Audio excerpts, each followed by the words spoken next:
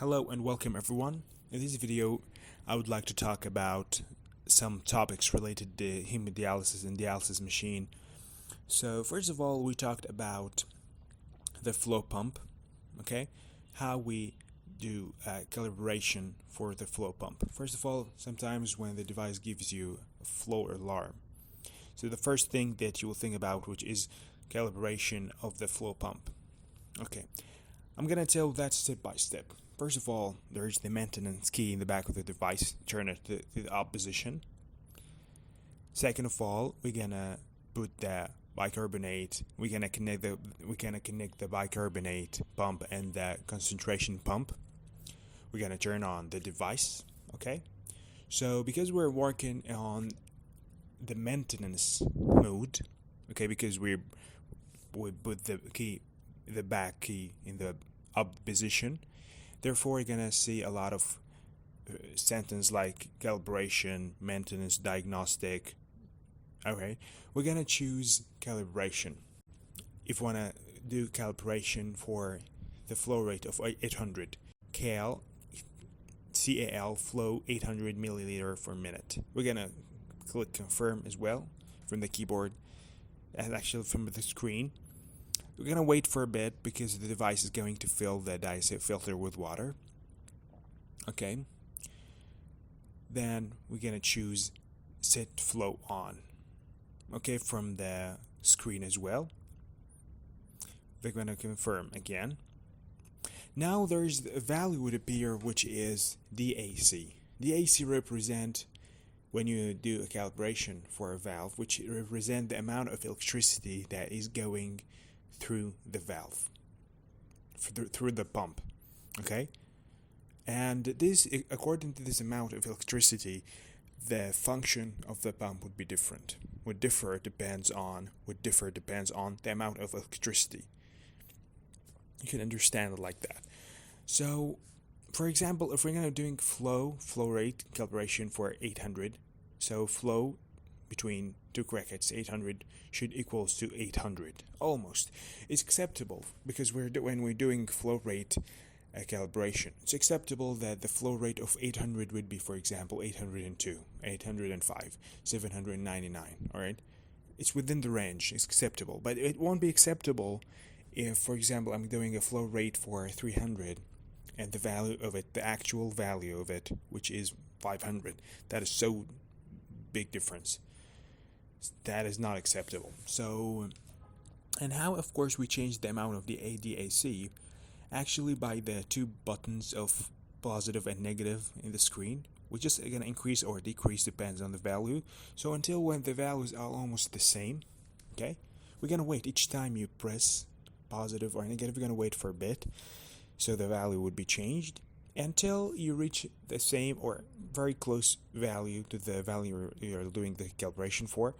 And after that, you're gonna press the button in the left, below in the left, the muting button. You're gonna press it to storage the value.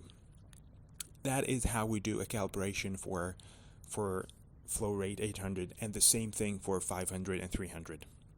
Okay. So I hope that was clear. And this is actually a routine procedure to always make sure that the flow rate was accurate. So when you said the device gives you to give you, for example, 800 milliliter per minute, it actually gives you the same amount or very close to it. Now I'd like to talk something else. I'm trying to talk about different topics here. Diagnostic exams, diagnostic tests in the device. What is a diagnostic? Like in medicine, if you want to check if a valve is actually working or something. For example, if I wanted the same thing, if I want to do a diagnostic procedure for a valve, for example, for let's say the valve 24, if I want to see if the valve 24 was working in the right way. So instead of just going there in the hydraulic system and take it off and examine it, no. You could, without actually touching it, you could see if the valve was actually working or not. It's very simple. The same thing, the maintenance key would be up in the up position, in the back of the device. Then we're going to choose the mode of diagnosis. Okay. Of course, if we're in the previous menu, you're gonna click back the main menu.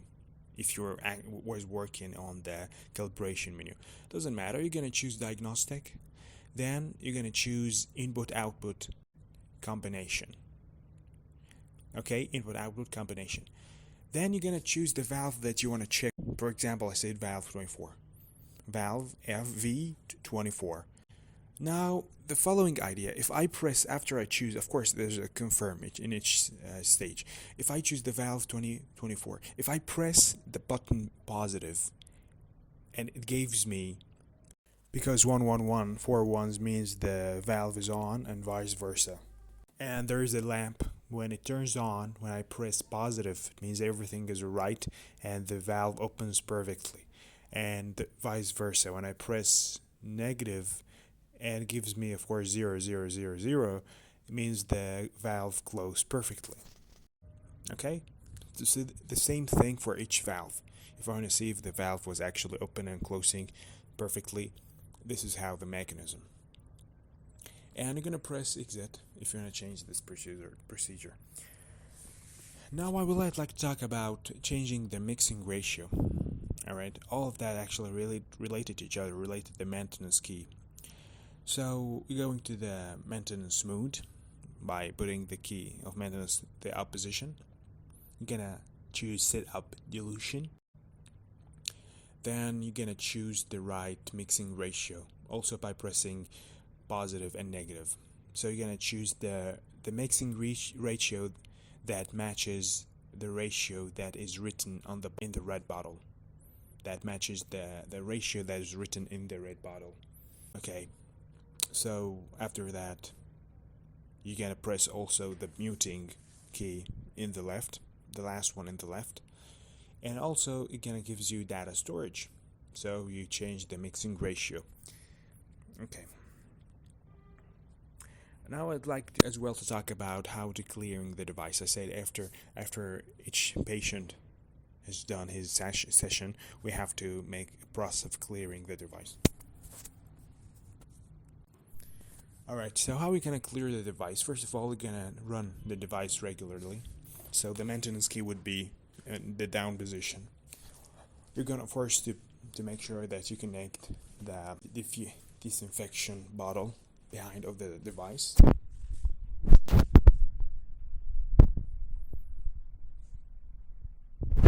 There's actually the bottle of disinfection. You have to connect it to the back of the device before this procedure. You're gonna press clearing. Okay, you're gonna press clearing in the left. There's actually a lot of modes. The same thing when we talk about changing the data filter. Very similar. There's of course different types of clearing program. So I would like as well to talk about how we're gonna test the device before we're using on a patient. Okay, the same thing. We're gonna turn the device on. We're gonna make sure that we connect the bicarbonate, we connect the concentration pump. Okay. Then there's the button test as well in the left. We're gonna press it.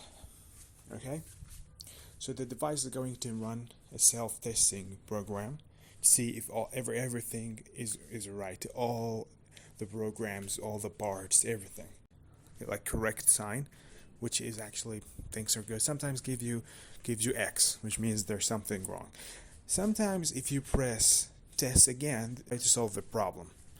But if the device was not able to, you have to check what's wrong. Which, first of all, if there's problems, if there's X sign, which is red, you know that the device is not ready to be used on a patient. So you're not going to connect your patient. If you have a patient already, you have to connect it on different devices. So you're going to see what's the message that it gives you. Maybe there's something wrong with the battery. Maybe positive pressure, negative pressure. That's it. So if everything was actually good, all of them are correct sign, all the procedures, which means the device is ready to connect your patient. I think that's it for today, and probably next video I would like to talk about famous and most common would like to talk about the most common errors that could occur in a dialysis machine. Thank you for listening. Goodbye.